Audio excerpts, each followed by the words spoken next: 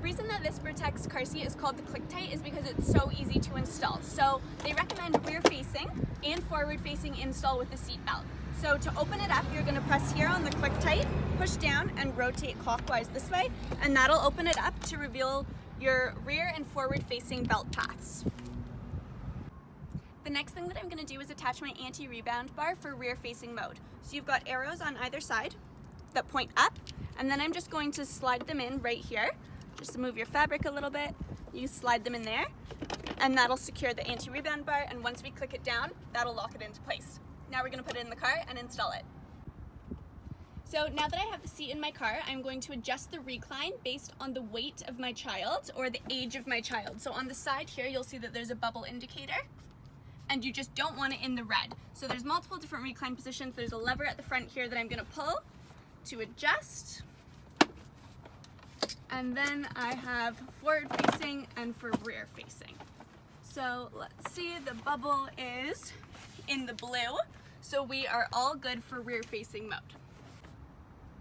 I have checked to make sure that there is no more than 3 inches of the base hanging off my seat. And then I'm going to open your ClickTight door and pull that up to reveal a rear facing belt path and a forward facing belt path. So it's clearly marked inside the seat. You've got your blue rear facing belt path indicated here and your forward facing here.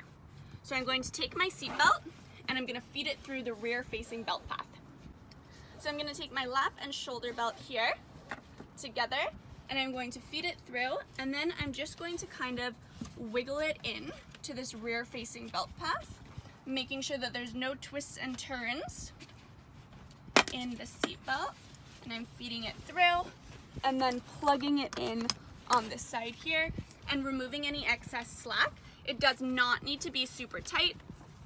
And then I'm just letting my seatbelt go up here, no twists and turns, and then I'm going to close my door, listen for the audible click, and I've got no more than 1 inch of wiggle room from side to side, and that is a secure install. In rear facing mode, you're always going to want to make sure that the shoulder straps are at or below your child's shoulders. So this seat is great because you've got a no rethread harness, so you can adjust up and down as need be with the headrest, up and down, to adjust based on the height of your child.